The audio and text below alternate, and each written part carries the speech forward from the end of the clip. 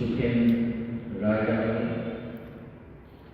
প্ৰমুখে মঞ্চ আমন্ত্ৰিত অতিথিসকল আৰু এই শিক্ষাগৃহত বহি থকা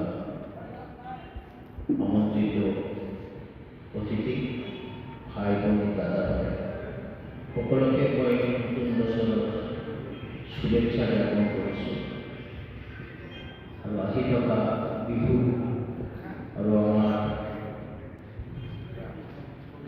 ঘোষণা উৎসৱৰ বাবে সকলোকে মোৰ ফালৰ পৰা মই শুভেচ্ছা জ্ঞাপন কৰিছোঁ।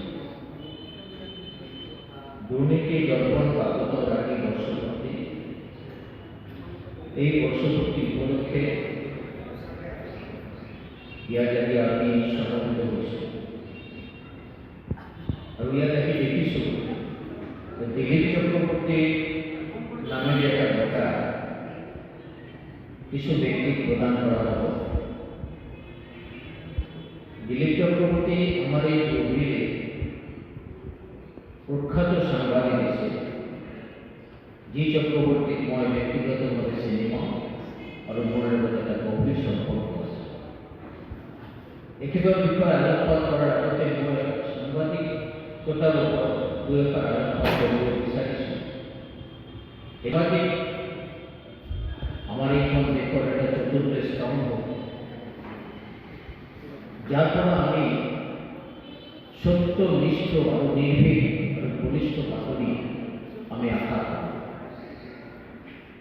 আমি বিচাৰোঁ যে সমাজত য'ত দুৰ্নীতি হৈ আছে, য'ত অন্যায় হৈ আছে, য'ত কিবা খেলিমেলি হৈ আছে, য'ত প্ৰতিকাৰ কৰিব লাগে, য'ত আন্দোলন হৈ আছে, য'ত ৰাজনৈতিক খবৰৰ উৎস আছে, য'ত খেলৰ খবৰৰ উৎস আছে, এই গোটেই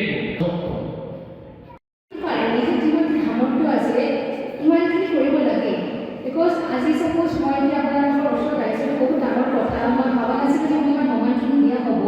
তথাপিও মোৰ মাৰ দেউতাৰ আশীৰ্বাদখিনি আছে বা উপস্থিত বাইদেউসকলৰ বা দাদাসকলৰ আশীৰ্বাদখিনি পাইছোঁ, এইটোৱে বহুত ডাঙৰ কথা হ'ল।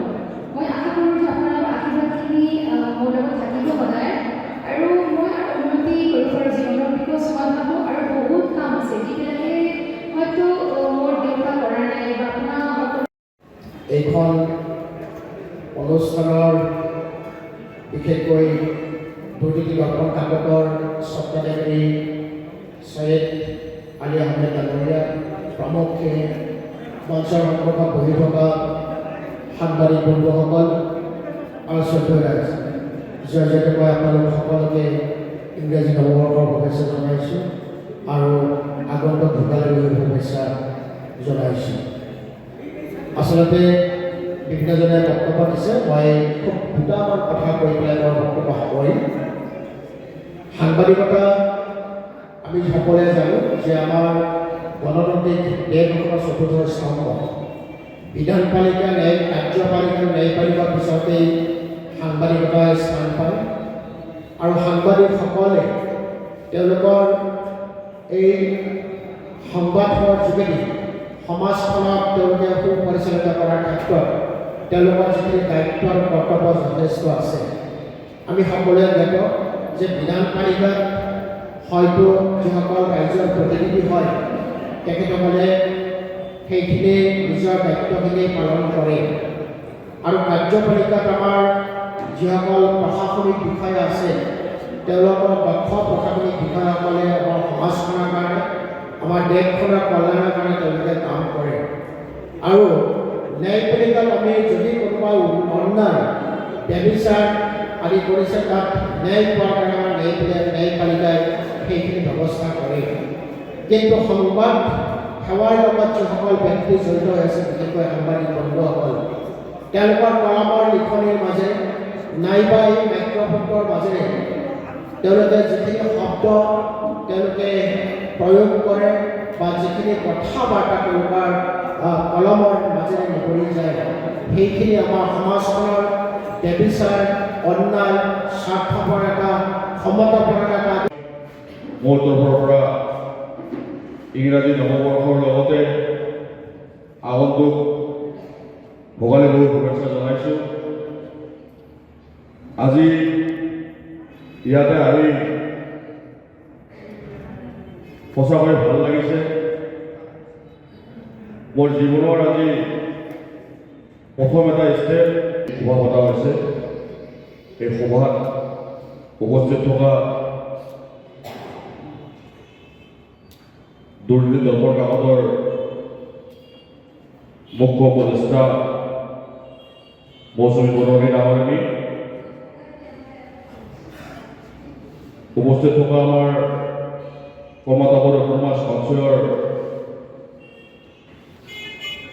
কাৰ্যবাহী পাৰিষদ তথা বঙাইগাঁৱৰ বিশিষ্ট সমাজকৰ্মী চৰ্দাৰ সুখেন ৰায়দেৱ, উপস্থিত থকা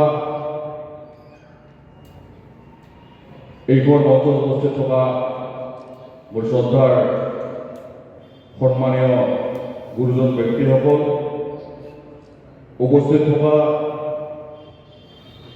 দুৰ্নীতি দৰ্পণ কাকতৰ লগত জড়িত মোৰ শ্ৰদ্ধাৰ সাংবাদিক বন্ধুসকল,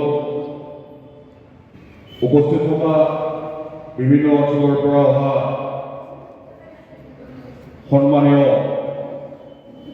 শ্ৰদ্ধাৰ সমাজকৰ্মী বন্ধুসকল, মোৰ বয়োজ্যেষ্ঠসকল, উপস্থিত থকা ছাত্ৰ সংগঠনৰ সন্মানীয় সংগ্ৰামী সতীৰ্থ আৰু মোৰ শ্ৰদ্ধাৰ ৰাইজ, আপোনালোক প্ৰথমতে মই যিকোনো খবৰৰ বাবে যোগাযোগ কৰক আমাৰ এই নম্বৰত 9181 307 221।